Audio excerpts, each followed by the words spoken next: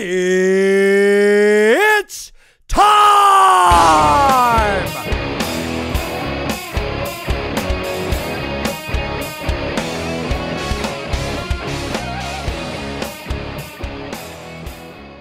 Hey everybody, this is Steve D at Xtreme Lyfe. This is a supplemental. I wanted to talk a little bit about the CrossFit Games. It is CrossFit time again. We are basically coming up on the games, which will happen in Wisconsin, in Madison, Wisconsin, from August 3rd to the 7th. It's going to be a pretty epic year, I think, coming back. I mean, I haven't been out there to the CrossFit Games in a couple of years, and I am looking forward to going out this year and interviewing a bunch of athletes and hanging out and covering the event. So looking forward to that. I have a long history of training in CrossFit and all that. I've been doing that for a long time. Actually, that's kind of like the foundation of my training. But anyway, just to go through it. So for those of you who don't know, in February, CrossFit, the CrossFit Open happens. I think it was the 24th through January 13th this year. And basically what happens at that time is people are allowed to compete all over the world. And it's been up to like 200,000 people competing to be the fittest on earth and to get their shot at the CrossFit Games. Now, there's very small. It's like 0.001% of all athletes who compete in the Open will make it to the next steps. But, you take 200,000 people, you break it down over the next, there's only so many athletes. I think it's like 10% will get to the next quarterfinals. So 10% of the athletes who compete in that will get to the quarterfinals. Now it's 10% in your region. We'll get to the quarterfinals. The quarterfinals will then break it down again to about 5%. And it varies from region to region, continent to continent. It's a little different based on, the amount of people and different things like that. But then it breaks down to semifinals. And when you get into the semifinals, which we used to call regionals back in the day, those were regionals. CrossFit, for many years has kind of had this little bit of an instability as it's grown. So we've gone through, basically, all you did was, basically it started with just showing up at a farm in Aromas, California, and competing. I think that was 2009.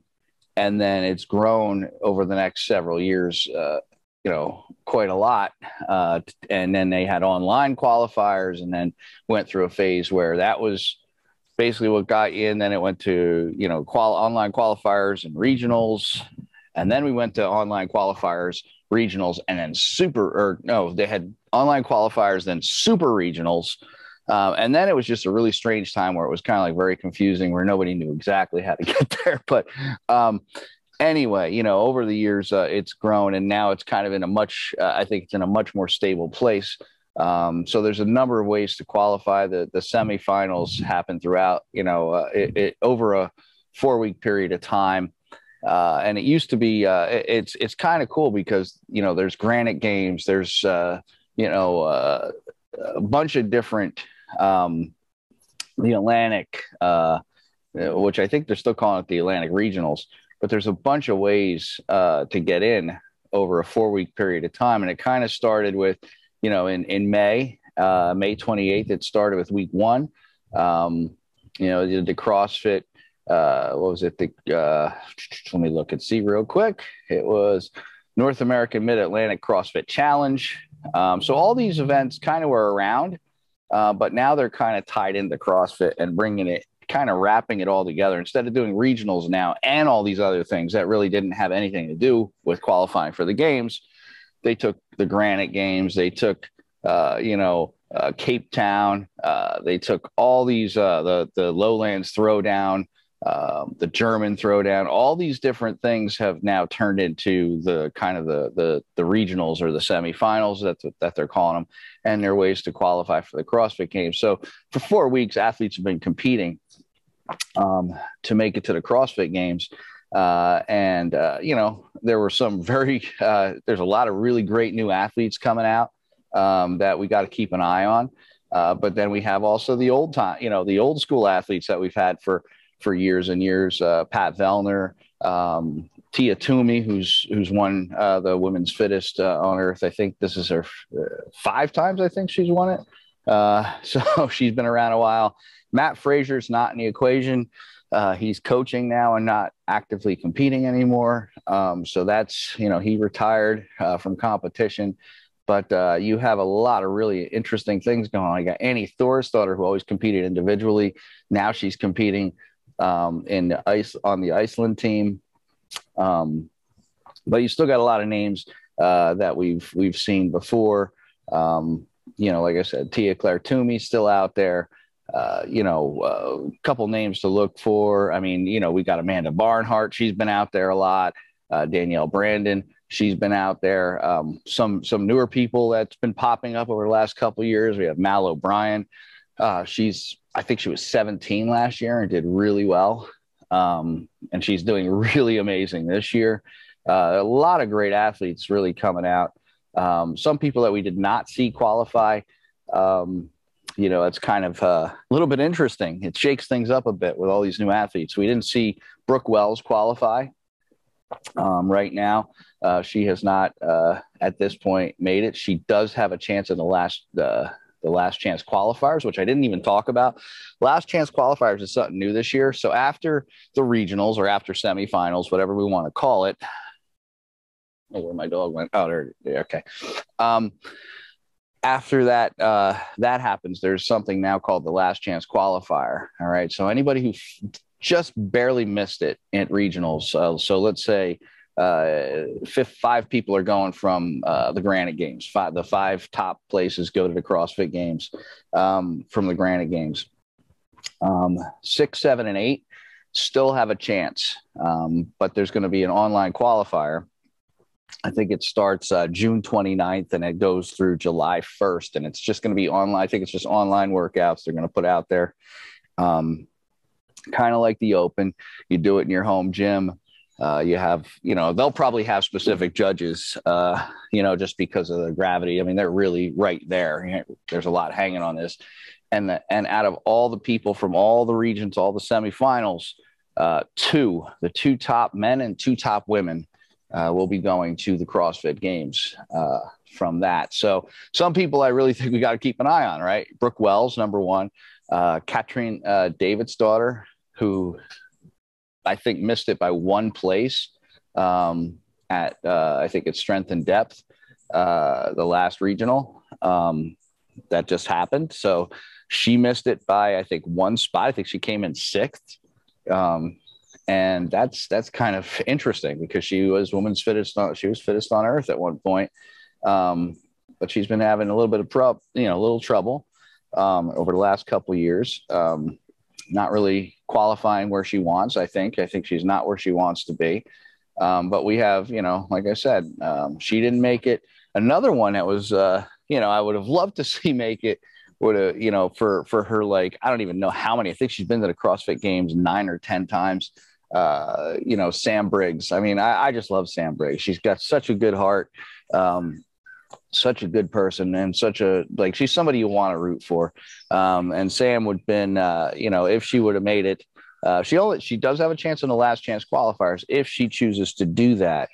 I'm not sure if she's going to, because she had at the Granite Games, it wasn't the Granite Games, at Strength and Depth, they kind of did like a little retirement ceremony for her and paid homage to her. So, I mean, I'm not sure. I hope she does. I'd love to see her go to the games one more time. She would be, I think,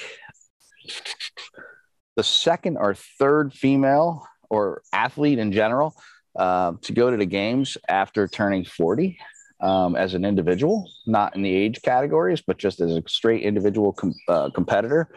So that's definitely something to, keep an eye on. I mean, I hope she makes it. I'd love to see her go back. But there's like I said, a lot of new people coming. Very excited about going. Got to keep an eye on Willie George. Looked amazing this last weekend. like I said, Mal O'Brien's another one. I mean, there's a whole bunch. I mean, I could just go naming names for the next 20 minutes with people we got to keep an eye on and take a look at. Of course, you got, like I said, Alex Vignal. You got Patrick Vollner. Just a ton of on the male side and the female side. They're both stacked. You got Noah Olson on the male side.